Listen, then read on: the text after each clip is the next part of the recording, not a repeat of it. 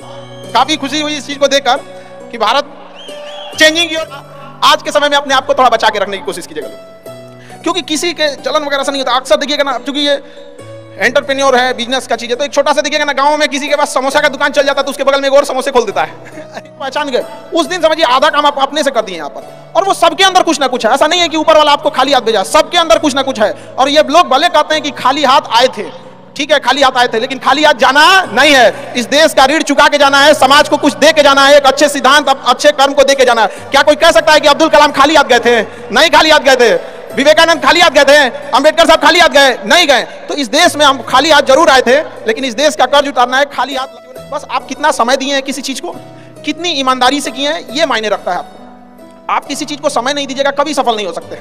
और एंटरप्रेन्योर और बिजनेस ये सब की चीजों में एक चीज बहुत बड़ी डिलेमा होती है ना, कि सोचते बड़ी ज्यादा हैं लोग, प्लानिंग बहुत करते हैं।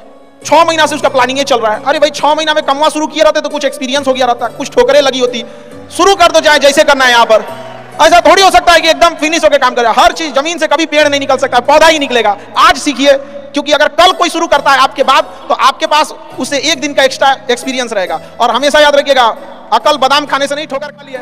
दुनिया का कोई इंसान जो सफल है कह दे कि हमको ठोकर नहीं लगा है, या कोई कह दे कि हम एक ही बार में आए हैं, कभी नहीं आ सकते हैं। यहाँ पर स्टार्टिंग कीजिए, यहाँ पे ज्यादा प्लानिंग व्लानिंग के चक्कर में नहीं, कितना अच्छा आप प्लानिंग करके आइएगा ना कुछ चीजें गड़बड़ होंगी। क्योंकि किताबी नॉलेज, ये मोटिवेशन, ये सब चीजें, ये एक अलग चीज है। धरातल पे उतर के जाइएगा ना तो अलग चीज है। यहाँ पर और कभी बिहार में आके देखिएगा, एक चीज अगर आप बहुत आगे बढ़ेंगे ना तो एक प्रॉब्लम फेस करेंगे।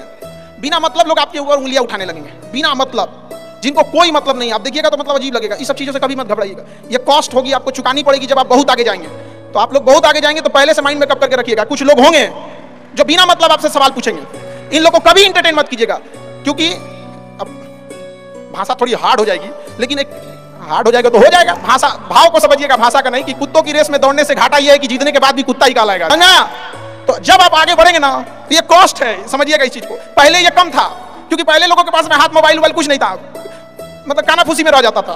लेकिन अब ये बहुत बड़े पैमाने पे हो गया। तो ये सब चीजों से बचिएगा, और ये आएगा आपके साथ में लाइफ में। ये चीज जैसे हम आपको छोटा सा मतलब व्यवहारिक चीज पे बताते हैं, जब बहुत आगे जाएंगे ना तो कुछ कहेंगे अरे इसका प्रोडक्ट खराब है, इसका मतलब कुछ ना कुछ बोलेंगे।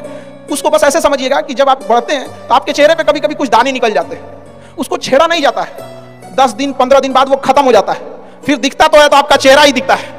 और ज्यादा खखोरेंगे ना तो उठा के बर्बाद कर देगा आपको। हम निकला है छोड़ दीजिएगा उसको। एक समय आएगा जब आप ही जाने जाएंगे। यहाँ लोग किस चीज पे नहीं उंगलियां उठा देते हैं, भगवान को उंगलियां उठा दिए लोग। अग्नि परीक्षा भगवान को देना पड़ा। हम लोग इस सब चक्कर में नहीं पड़िएगा। आप जो है वो एकदम परफेक्ट है। चाहे जैसे भी गलतियां सबसे होंगी, जो गलती करिएगा उसको एक्सेप्ट कर लीजिएगा। हाँ हमारे पास ऐसे गलती हो गई, नेक्स्ट टाइम से हम सुधारेंगे, बट कोशिश कीजिएगा गलतियां ना हो।